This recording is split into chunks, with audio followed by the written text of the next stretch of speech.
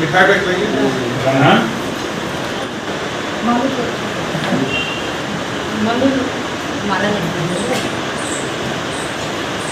मिठाई खिलाई यार देखो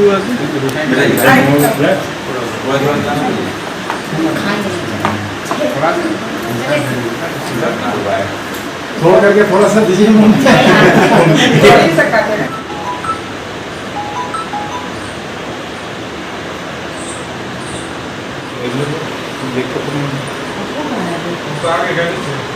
अप्पू को नहीं बुलाए।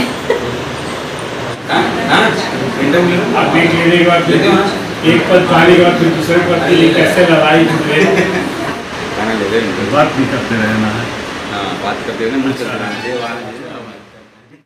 क्या उम्मीद थी कि उम्मीद तो शुरू से इसके साथ था मेरा, ये करेगा ही करेगा। बीच में ही केवल बस बीपीएससी दिया गया ताकि एक बेस बन जाए, फिर अपना पूरे मन से तैयारी करे।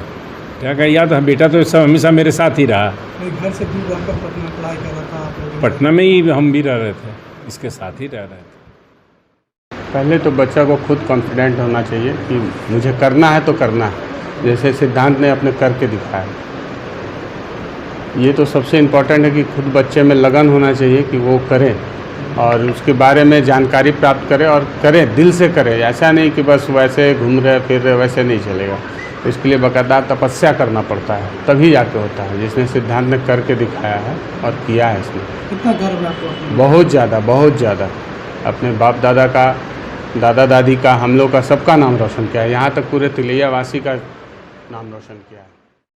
देखिए, कोई भी परीक्षा जो है वो कठिन नहीं होती है। अगर राइट स्ट्रैटेजी और राइट गाइडेंस आपको मिले तो यूपीएससी जैसी परीक्षा भी है आप अच्छे से निकाल सकते हैं। बस आपको सही मार्गदर्शन और सही स्ट्रैटेजी की आवश्यकता होती है। सफल हो गए थे, फिर चौथे टर्म, कैसे इस मुकाम तक पहुँचे आप? जी, शुरुआत में तो जगह खुद बनानी पड़ती है, खुद देखना पड़ता है कि क्या सिलेबस है, कैसे पढ़ें। अगर आपके पास कोचिंग जैसी सुविधा उपलब्ध नहीं है तो एक दो अटैम्प्ट्स तो उसी में लग जाते हैं। और फिर तीसरे अटैम्प्ट में मैं इंटरव्यू तक गया और फिर इंटरव्यू तक जाने के बाद फिर मेरा सिलेक्शन नहीं हुआ, तो फिर मैं बीपीएससी की तरफ मैंने मूव किया और बीपीएससी में मुझे 5वां स्थान प्राप्त हुआ और अभी मैं असिस्टेंट कमिश्नर सेल टैक्स हूँ। उसके बाद चूँकि मेरा लक्ष्य शुरू से यूपीएससी क्रैक करने का था, तो फिर मैंने यूपीएससी की तरफ मूव किया और इस बार मुझे 114वां स्थान प्राप्त हुआ है और अखिल भारतीय सेवा मिलने की पूरी आशंका है। परिवार वालों ने कितना साथ दिया? जी, परिवार वालों का साथ तो पीछे से था ही, क्योंकि फिनेंशियली और इमोशनली दोनों तरफ से परिवार का ही सपोर्ट था, जिसके कारण मैं इस मुकाम तक पहुंचा हूं।